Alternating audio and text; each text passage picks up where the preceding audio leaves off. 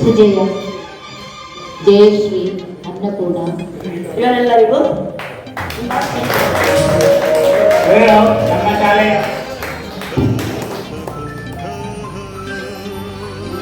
ನಮ್ಮ ಶಾಲೆಯ ಕನ್ನಡ ಮಾಧ್ಯಮದ ಮಕ್ಕಳಿಗೆ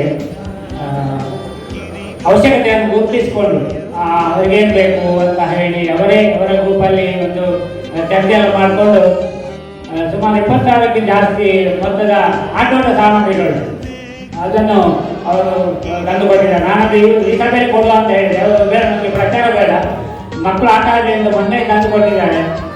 ಮಕ್ಕಳು ಎಷ್ಟು ಖುಷಿಪಟ್ಟರು ಅಂತ ಹೇಳಿ ಅದರ ವಿಡಿಯೋ ಎಲ್ಲ ಮಾಡಿ ಅವರು ಅಂದುಕೊಂಡು ಅವರು ಖುಷಿಪಟ್ಟರು.